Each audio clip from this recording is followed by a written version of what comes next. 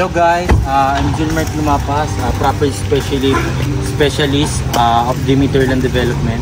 Ngayon meron tayong titignan na isa sa pinaka-affordable, single detached, modern design, ang bestseller ni Demeter Land, ang Antonina model. And ang Antonina model guys, before natin pasukin siya, bibigyan ko yung picture about kay Demeter, kay Antonina. Si Antonina ay merong 3 bedrooms with 2 toilet and bath. And then ang maganda dito, kasama na yung gate and fence niya. Hindi na kayo magpapagawa kasi may gate and fence na siya. Ngayon pasukin na natin. Ngayon guys, kung mapapansin niyo yung gate and fence natin kasama na sa turnover. And then pwedeng nyo siyang pataasan up to 2 meters. Yan, and open for modification tayo, kaya pwede nyo i-suggest kung anong klaseng design ng gate ang gusto niyo. Lika, pasukin natin. Ngayon guys, ito yung entrance natin, and then dito sa entrance ng park ng car natin. And then yung car garage natin guys is naka-tiles na rin siya. And then ang maganda rito, may option kayo na kung anong design ng tiles yung gusto niyo, pwede naman. And then dito sa side na to, magkakaroon dito ng basic landscape. Kasama na siya sa turnover, naka-promo siya. Bali dadagdagan nyo na lang if ever na kung ano yung mga gusto nyo halaman na ilagay. And then ito yung pinakapasad ng Antonina model. Pakalaki ng bintana niya. And then dito naman yung pinaka-balcony. Yan. Ngayon guys, actually itong house na to is pa-turnover na this week. Ngayon kung mapapansin niyo, may mga taong gumagawa kasi pinipinish na yung unit before i-turn over kay client. Ngayon, before natin pasukin yung pinakaloob, libutin muna natin yung pinaka-lot area ng size ni Demeter, ni Antonina. Liga, samahan mo.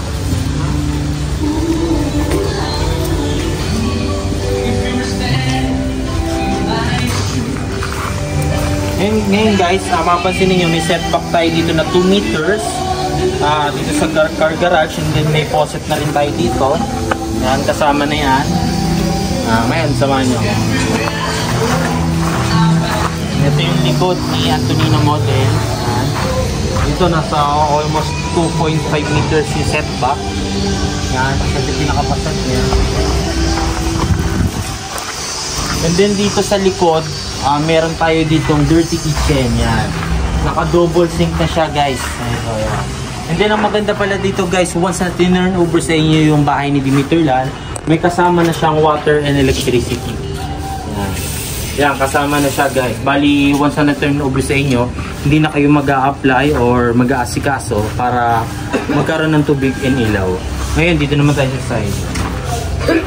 Dito sa side guys, nandito naman yung area ng lanay area. Yung sliding door natin, connecting to dining area. Kaya once na inopen nyo yan, nandito yung dining area ninyo, makakaano tayo ng sariwang hangin. Diba guys? Dito naman tayo sa harapan. Mapapansin niyo guys, itong ang space ni Antonina or ni Demeter Land, talaga napakalawak ng mga ano niya. Dahil single detached siya, mapapansin niyo, lahat ng sulok ng bahay natin is may bintana or napakaganda ng ventilation. Ngayon guys, pasukin na natin yung house ni Antonina model.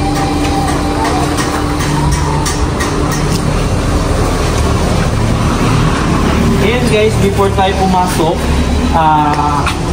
ang unang entry natin, mahogany wood na yung yung pinto natin, and then hindi lang siya sa main door guys. Lahat ng pintuan natin sa bahay na to is naka-mahogany wood na. Ngayon, pasok tayo.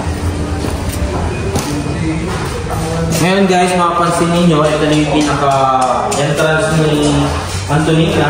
And then may pinagin dito, napakalaki ng bintana. Elegant siya. And then nakatiles na rin yung pinakaloob niya. Hindi na kayo magpapatiles dahil kasama na to sa turnover. And then may option pa kayo kung anong design ng tiles yung gusto niyo ipalagay dito. And then ang maganda rito guys, naka-cove ceiling na rin yung bahay natin. Dito guys, meron kayong option kung cove ceiling or drop ceiling. Yan, tapos meron na rin kayong mga pin light. And then nakaabang na rin para sa chandelier natin kung ano design yung ipapalagay natin. And pwede nyo nang palagay yan before turnover. And then dito, may mga socket tayo. May socket. Yan, meron tayong mga nanatapos sa mga ilaw. Napakaraming bintana. And then ito yung pinakalanay area natin. Connecting to dining area. Sliding door siya, guys. And then ito naman yung pinaka-back door natin. Connecting to dirty kitchen. Yan. Ngayon guys, proceed naman tayo sa kitchen. Ito naman yung kitchen natin guys. Kaya ang tuloy na guys, ang maganda dito, nakatago yung pinaka-kitchen area natin. And then, ang maganda sa kitchen area natin, kasama na lahat na built-in cabinet. Yan. And then, ang maganda dito, napakaganda na ng faucet natin. Napakaganda na ng lababo natin. And then, may tubig na siya. Tapos, yung ilalim niya guys, ito para sa gas range. And then, napakaraming cabinet. And yung pinakailalim ng natin guys, is naka-tiles na rin siya. Yan. Malinis na guys. Once na turnover na sa inyo to guys, ganito nakaganda. Hindi na para magpaganda pa kayo ng bahay ninyo. Once na turnover sa inyo to. Ngayon guys, proceed tayo dito sa may powder room. Ngayon guys, yung powder room natin, napakaganda ng ginawa ni Dimiturlan kasi ano siya guys, yan, napaka-spacious niya. Ginamit niya yung pinakaibaba ng hagdanan para ano yung pinaka-powder room natin. Yan, meron na tayong lavatory and bowl. Tapos meron na rin tayong telephone shower. Yan. Tapos may maliit tayo dito na cabinet. Yan. Ngayon guys, proceed naman tayo sa my second floor. Ngayon guys, yung pinaka-handrail natin is wooden na. And then, transparent glass na rin. Yan. And then, ang inanong kliyente natin dito is wooden design yung pinaka-hagdanan natin. Ngayon guys, proceed tayo.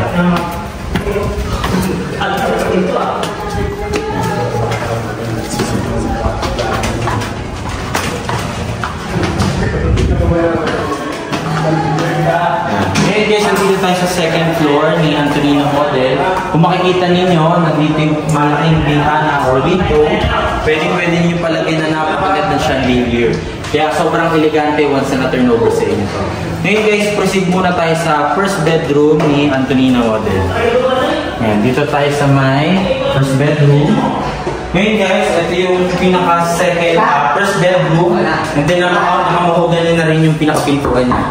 Tapos ang maganda dito, naka-cove ceiling na rin siya. Tapos may smoke detector alarm. Kaya napaka-safe na kwarto natin. Yan. Tapos ang maganda dito guys, meron na rin siyang built-in cabinet. Yan. Kasama na yan, hindi na kayo bibili once na turnover sa inyo to. And then yung kwarto natin is merong bintana. Kitang-kita yung pinaka-bahay natin, tulok ng mga bahay natin. Ngayon guys, proceed naman tayo sa second bedroom. Ngayon, as usual guys, naka-mahogany wood na rin siya. Yan, tapos naka-cove ceiling, and then smoke detector alarm. Yan, tapos meron na rin tayong built-in cabinet. And take note guys once na turnover sa inyo to, itong mga bedrooms natin, pwede na tayong mag-request kung halimbawa window type nilalagay natin. Pwede na butasan, ito, sasabihin lang natin kay architect kung anong size ng mga aircon na ipapalagay natin, kung split type or window type. Yan guys. Ngayon, proceed naman tayo sa second toilet and bath ni Antonino Model. Ngayon guys, sa second toilet and bath, naka-mahogany wood na rin siya. And then ang maganda rito, yung tiles natin is floor to ceiling na siya. Take note lang guys medyo ano pa siya, marumi siya kasi pinipili siya. Pero maganda siya once na turn over na. Ngayon mapapansin ninyo, meron na rin siyang rain shower, telephone shower. Yan, meron na rin tayong bintana dito sa banyo, kaya hindi tayo masusuffocate. And then, napaka-elegante ng mga lagayan ng natin, ng mga shampoo or sabon natin. Yan. Meron na rin tayong toilet and bowl. Yan. Kasama na siya guys. Napaka-elegante na. Ngayon guys, proceed naman tayo sa master bedroom. Yan. Ngayon dito sa master bedroom guys, mapapansin ninyo, spacious na siya. Tapos ang maganda dito guys, napakalaki ng bintana. Kaya kitang-kita ninyo once na may bisita kayo, makikita nyo agad dito kung sino yung mga dumating na bisita ninyo. Yan. And then ang maganda dito guys, naka-cove ceiling na rin siya. Yan. Elegant siya guys. Tapos naka-smoke detector alarm na rin siya. Yan, meron na rin tayong mga saksakan dito for cable or sa mga TV. And then meron na rin tayong built-in cabinet. Ito sila sir, sila yung gumagawa ng contractor dito. Pinipinish na nila para ma-turn over na this week yung bahay nito. Yan. Ngayon guys, proceed naman tayo sa may balcony. Halika, samahan niyo ako. Ngayon guys, itong balcony, ito paano, spacious naman siya. Pero ang maganda rito guys, once na gawin na to or start na ng construction ng house na to, pwede kayo mag-suggest dahil may meeting with architect. If ever na gusto ninyo is mas malaking balcony, masasakop na halimbawa yung yung pinaka-car garage natin, pwede po siyang i-request. Ngayon, mag-meeting tayo with architect kung ano yung mga gusto pa ninyo modification na gawin dito sa unit na to. And then ang maganda, yan, makikita ninyo dyan yung mga spacing dahil single detached siya. Talagang hiwalay-hiwalay yung mga bahay natin dito. Ngayon guys, kung mapapansin ninyo, itong Antonina model is merong 80 square meter floor area, and then yung lot area niya is nag-start ng 100 to 150. Depende sa location and availability. Ngayon guys, meron tayong mga location south to north. Meron tayo sa Batangas, Laguna, and Cavite. Sa north naman natin, meron tayong Bulacan, Pampanga, Nueva Ecija, Pangasinan, Subic, and then meron na rin tayong Davao. Yan guys, kaya nationwide na yung Dimiterland natin guys. Kaya kung gusto niyo ng Dimiterland Development House, PM nyo lang ako sa aking Facebook profile na Julmark Lumapas, and dito sa aking YouTube channel. Please subscribe and share para at least makita ng mga mahal niyo sa buhay yung bahay na ganito kaganda. Ngayon guys, hanggang sa muli, ako po si Sales Manager Julmark Lumapas. Bye bye.